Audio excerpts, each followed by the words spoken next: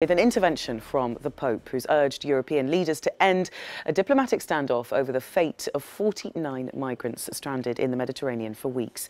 Speaking from the Vatican during his Epiphany address, Pope Francis said the migrants needed a safe port. Both Italy and Malta have already refused to allow the rescue ships to dock.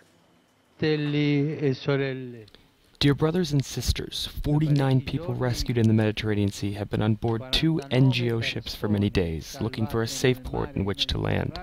I make a heartfelt appeal to European leaders that they may show concrete solidarity towards these people.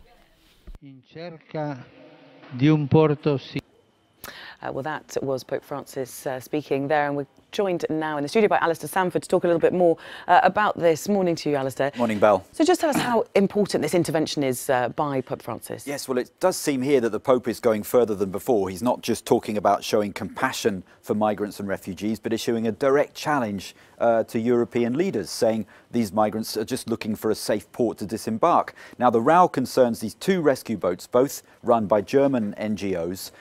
49 migrants altogether, and they've been stuck in the Mediterranean close to Malta, suffering from being buffeted by winter storms. One of them was picked up on the 29th of December, the 17 migrants on board there, and the other one has been at sea now for over 2 weeks. It's run by a ship called Sea-Watch 3, and there's 32 people on board, including a number of children and teenagers. And last week, Sea-Watch issued a desperate plea over the plight of these migrants, many of whom are suffering from seasickness and stress. Now, Italy and Malta have been involved in a row with each other, both refusing to allow these ships to dock. Malta has allowed supplies on board, but is going no further than that. And on top of that, Italy's government is involved in an internal row over whether it should allow women and children off these ships and onto shore. Now, the Pope is going over the heads of both those governments and issuing what he calls a direct, heartfelt appeal to European leaders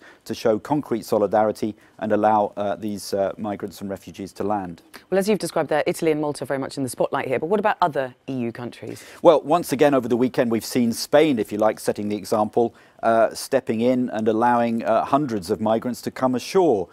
Its maritime rescue service, it said over the weekend that it rescued 549 people who were trying to cross the Mediterranean in more than around a dozen small boats on Saturday and Sunday. This on top of another rescue in late December when the Open Arms rescue boat took in 310 migrants, and they came ashore in Spain as well. Now, the numbers reaching Spain doubled last year to some 57,000. That said, the overall number reaching Europe by non-legal means, if you like, was down by a quarter last year. Just to put that in perspective, that's according to the EU Border Agency. But what we're seeing is really individual countries involved in a kind of bartering process.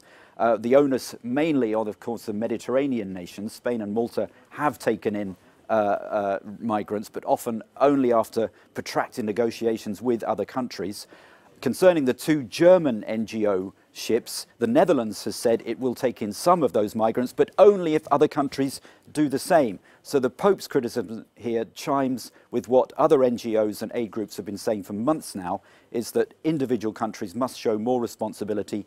These people have rights according to international law on refugees, and they are not criminals. They're in Libya because they are fleeing persecution and conflict.